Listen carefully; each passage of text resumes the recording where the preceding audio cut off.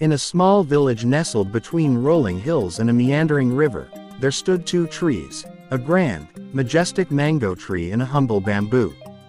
The mango tree was revered for its sweet, golden fruit and its broad, leafy branches that offered shade to weary travelers. Birds built nests on its limbs, and children often gathered beneath it to play. The bamboo, on the other hand, was slender and plain. It swayed gently with the wind, unnoticed and uncelebrated. It bore no fruit and offered no shade. It simply stood tall, a silent observer of the bustling life around it. The mango tree, proud of its stature and abundance, often looked down upon the bamboo. "Look at you," the mango tree scoffed one day. "You serve no purpose. No one rests beneath your shadow, and you bear no fruit for the villagers. You simply stand there, swaying like a blade of grass." The bamboo lowered its leaves humbly. "I may not bear fruit, but I am content. I sway with the breeze and find joy in the simple rhythm of life." The mango tree laughed, its branches shaking. "Content? How can one be content without admiration and purpose? Watch how people gather beneath me, enjoying my fruits. That is what it means to have worth." Seasons passed, and the village thrived. But one fateful evening, dark clouds gathered over the hills. The air grew heavy, and the birds flew for shelter. A mighty storm was brewing. The villagers rushed indoors, and soon, the wind howled through the valley, tearing at the trees with relentless force. The mango tree stood firm, confident in its strength. Its roots gripped the earth tightly. "Let the storm come," it declared. "I will endure." The bamboo, however, bent low with each gust of wind. It swayed, bowing humbly to the storm's fury. It did not resist. The wind roared louder, and the rain lashed the earth.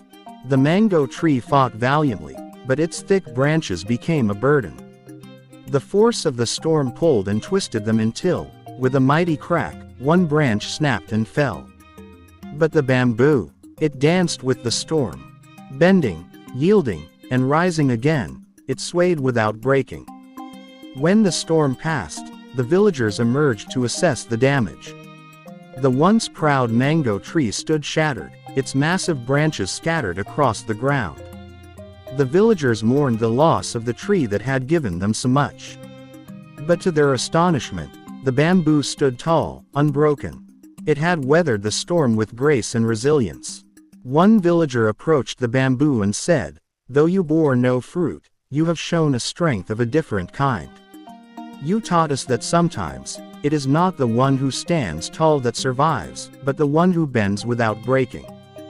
The bamboo nodded gently. Strength is not always about standing firm.